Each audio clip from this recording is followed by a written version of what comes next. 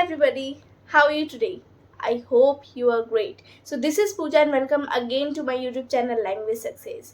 Well, I have a question for you कि English बोलने के लिए किस चीज़ की ज़रूरत होती है? As per me, practice and phrases, right? और phrases तो आप सीख ही लोगे, but what about practice? How will you do practice?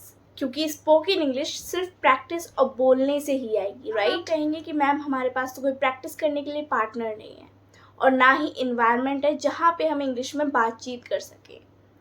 You know what guys, why I told you this? Because I got so many questions कि ma'am हमारे पास practice करने के लिए पार्टनर नहीं है, ना ही हमारे घर में कोई इंग्लिश बोलता है, ना ही हमारे पेरेंट्स इंग्लिश बोलते हैं, तो अब हम प्रैक्टिस कैसे करें? वेल, आप इंग्लिश में फ्लुएंट भी हो सकते हैं और आप इंग्लिश में प्रैक्टिस भी कर सकते हैं. How? Okay, just tell me one thing. जब कोई गाना रिलीज होता है तो आप उस गाने को ईजिली कैसे याद कर लेते हैं? क्या मेथड यूज़ करते हैं? कैसे उस गाने को गा लेते हैं आप? अबाउट इट, रिपीट करके, right? So this is the repeating process. आप सॉन्ग्स को रिपीट करते हो, आप रिदम पकड़ लेते हो. यस, तो मिल गया ना solution. So you gonna do the same thing with your English, right? इसी तरीके से आप सीखेंगे इंग्लिश में प्रैक्टिस करना रिपीट करके, और इस टेक्निक को हम बोलते हैं इमिटेशन टेक्निक. इसका मतलब होता है नकल करना या एग्जैक्ट कॉपी करना. ये टेक्निक ज़रूर से काम करती हैं.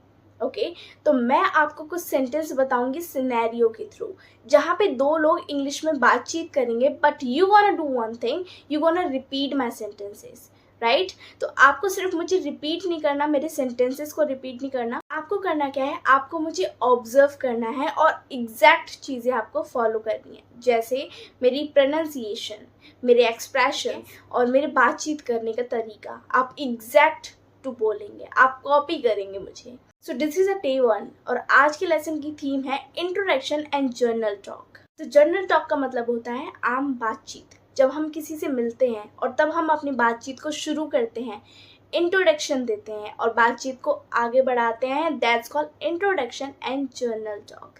तो चलिए शुरू करते हैं. तो हम बात करने जा रहे हैं दो फ्रेंड्स की जो कि रेस्टोरेंट में मिली हैं after long time. Hey Gina, is it you? Tina, oh Rita, how you? It's been a long time. तो यहाँ पे आपने मुझे ऑब्जर्व किया कि मैंने हाउ आर यू ना बोल के बोला है how are you. Rita, I am fine, what about you? Yes, we last met in during board exams. Tina, yes Rita. Rita, what are you doing now? Tina, well, I've started my undergraduate studies in English at University of Mumbai. Oh, you finally got to study the subject which you loved in school. Tina, true. What about Rita? Wasn't history your favorite subject in school? Rita, you guessed it right. I took up history honors in Lady Shri Ram College in Delhi. Tina, oh, that's nice. I'm so happy for you. Rita, I'm happy for you too. Let's meet up again soon. Tina, yes, sure. We have a lot to catch up on. Rita, bye for now. I gotta go now. Tina, bye-bye. We'll meet again. These are the general conversation between two friends.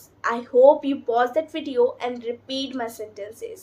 This is the best method of learning English. हम कोई भी language को सीखते हैं या कोई भी गाने को सीखते हैं या फिल्म के किसी डायलॉग को सीखते हैं तो उसको हम बार बार रिपीट करके सीखते हैं. Okay? So you gonna do the same process of learning English.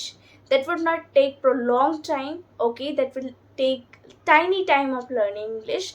Try to repeat all those sentences and try to be fluent in English. So I will create part 2 as well. If you have any question regarding English language, how you can develop your English language, something like that, then you can let me know in the comment section. I must follow your comment. So this is all about today's video. If you like this video, don't forget to hit that like button. If you are new to this channel, then please do subscribe to this channel. Let's catch up in the next video.